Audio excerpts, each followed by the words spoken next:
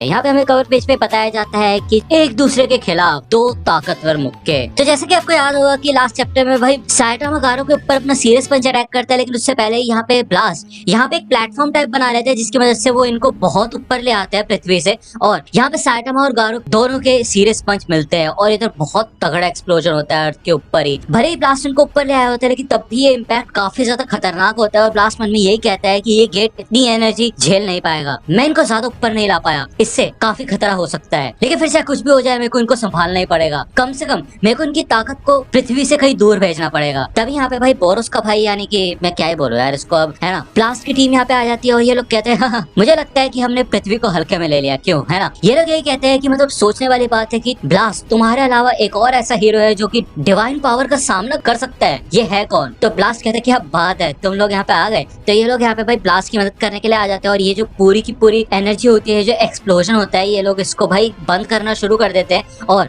अर्थ से काफी ज्यादा दूर भेज देते हैं। यहाँ पे भाई हमें मून का भी सीन दिखाया जाता है और आपको पता होना चाहिए कि यार हमेशा हमें मून की सिर्फ एक ही साइड दिखती है, पीछे वाली साइड हमें पृथ्वी पे कभी भी दिखाई नहीं दी है। तो यहाँ पे हमें पीछे से दिखाया जाता है कि इधर गॉड की कमर दिख रही होती है भाई, और ये लोग यही सोचते हैं कि अब उन दोनों का क्या हुआ होगा, ये इस पृथ्वी से दूर चले गए हैं, है कि नहीं। अब क्योंकि इनकी ताकत इतनी ज्यादा थी इस वजह से ये पृथ्वी से बहुत दूर चले गए होंगे। तो यहाँ पे हमें दिखाया जाता है कि गारो और साइटामा एक प्लेनेट पे आके क्रैश करते हैं और हमें यहाँ पे साइटामा का फिर से वही सीन दिखाया जाता है जब गारो से देख के कहता है कि ये बंदा तो एक पहाड़ से भी ज्यादा ताकतवर है। और हमें यहाँ दिखाया जाता है कि ये लोग जुपिटर के एक मून आयो पे पहुंच चुके होते हैं और साइटामा सोचते हैं कि हम आ किधर गए हैं, ये हुआ क्या अभी के अभी। तो गारो मन में कहता है ऐसा हो ही नहीं सकता, क्या वो उसके पीछे जुपिटर है। तो साइटामा कहता है मुझे तो ऐसा लग रहा है कि मैं यहाँ पहले आ ही चुका हूँ, डेजा वो हो रहा है मुझे, लेकिन अच्छी बात है अब मैं अपनी पूरी ताकत का इस्तेमाल कर सकता हूँ उस बंदे के खिलाफ जो कि हर अटैक के बाद खड़ा हो जाता है। यहाँ पे गारो मन में कहते हैं ये बंदा, इसको यार एक खरोच तक नहीं आई, इंसान है भी है या नहीं। साइटामा कहता है कि आखिरकार मैंने हमेशा से जिसकी ख्वाहिश रखी थी वो चीज आज मुझे मिल चुकी है। तो यार ये तो आपको पता ही होना चाहिए कि यार साइटामा अपनी ताकत से काफी ज्यादा बोर हो चुका था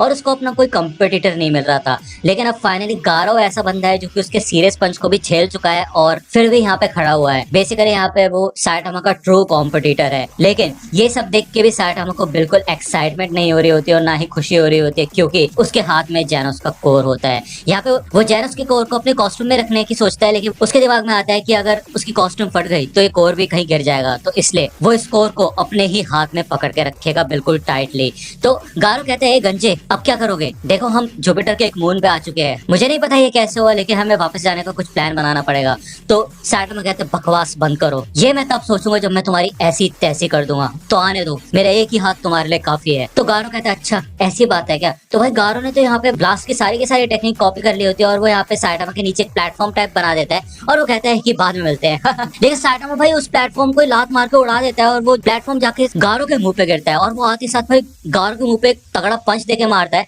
जिससे कि भाई गारो उड़ता हुआ जा रहा होता है। यहाँ पे गारो अपने आगे एक पोर्टल बना लेता है जिसके बाद वो साइटामा के पीछे से आता है, लेकिन भाई साइटामा उस पोर्टल को उठाकर साइड में कर देता है जिससे कि गारो ऊपर चला जाता है और साइटामा उसी समय भाई उसके मुंह पे एक और मुक्का देके मारता है। साइटामा कहता है ये बचकानी हरकतें छोड़ो और अपने मुक्कों का इस्तेमाल करके मुझसे लड़ो, समझे, क्या इसी को कहते हो तुम अल्टीमेट मार्शल आर्ट्स। हाँ, तो गारो यहाँ पे नीचे पड़ा होता है और वो कहते हैं क्या हद है, ये बंदा हाइपर स्पेस गेट्स को भी पकड़ सकता है। गारो कहते हैं किन ट्रिक्स की बात कर रहे हो तुम, मैंने अनगिनत स्कूल्स की टेक्निक्स और स्टाइल्स को एब्सॉर्ब कर लिया है और ये सारी की सारी टेक्निक्स मेरे मुक्कों में है। यहाँ पे भाई गारो बहुत सारे पोर्टल्स खोल देते हैं जिससे कि वो बहुत तेजी से साइटामा के आसपास इधर अलग अलग पोर्टल्स में से निकल रहा होता है और वो फिर अपने अलग अलग अटैक्स करना शुरू करता है। Roaring aura sky ripping, water stream rock smashing fist, exploding heart release, world wind iron cutting, nuclear fission, gravity knuckle, और इससे भाई यहाँ पे बड़े तगड़े तगड़े एक्सप्लोजन्स होते हैं। यहाँ पे भाई धूम मच जाती है और गारो कहता है कि मैं हर डायरेक्शन से अलग अलग तरीके के काफी खतरनाक अटैक्स इस बंदे के ऊपर कर सकता हूँ अपने फिस्ट से, और टाइम की तो मेरे लिए वैल्यू ही नहीं है क्योंकि वो बिल्कुल स्लो चलता है, मैं उससे काफी ज्यादा तेज हूँ। हाँ, यही चीजें करना मेरे लिए काफी ज्यादा आसान हो चुका है, मैं आसानी से ये चीजें कर सकता हूँ।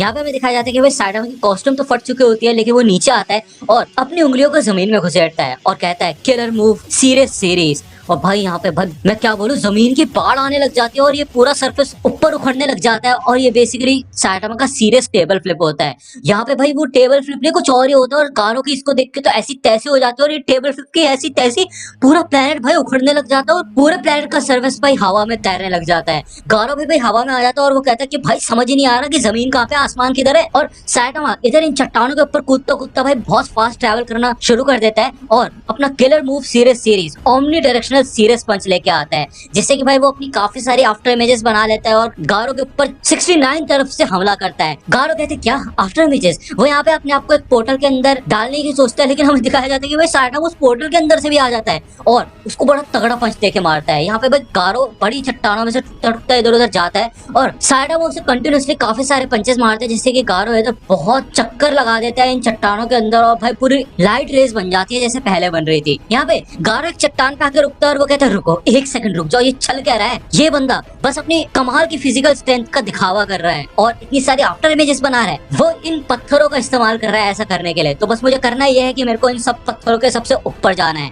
अगर मैं इन पत्थरों के झुंड से ऊपर निकल जाऊंगा तो उस बंदे के पास यहाँ पे हिलने डुलने की जगह ही नहीं बचेगी और वो सिर्फ मेरे को नीचे और सामने से ही अटैक कर पाएगा। तो चलो फिर ऊपर जाता हूँ। यहाँ पे जब गारो ऊपर जाता है तो भाई वो जमीन में जाकर ठुक जाता है और वो कहते क्या जमीन यहाँ पे कैसे आ गई। तो वो यही सोचता है कि भाई मुझे समझ ही नहीं आ रहा जमीन कहाँ पे है आसमान कहाँ पे है। ये बिल्कुल ऐसे हो चुका है कि जैसे कीड़े को डब्बे में बंद कर देते इधर उधर हिलाता रहता है एक बच्चा और उस कीड़े की ऐसी तैसी हो जाती है उसे समझ नहीं आता भाई ग्रेविटी का काम कर रही है, जमीन कहाँ पे आसमान कहाँ पे, खिलौना बना के रख दिया है मेरे को। तो यहाँ पे भाई गारो उठता है, इतने में भाई साइटामा फिर से आके उसके मुंह पे सीरियस पंच देके मारता है और गारो कहते हैं हद से ज्यादा ताकतवर, इतना ज्यादा ताकतवर, अगर ऐसा है तो ठीक है फिर मुझे इसकी अनलिमिटेड ताकत को भी कॉपी करना पड़ेगा जब तक मैं जीत नहीं जाता। और यहाँ पे फिर से ये दोनों एक दूसरे के ऊपर भाई मुक्का देके मारते हैं। तो दोस्तों ये चैप्टर यहीं पे खत्म होता है।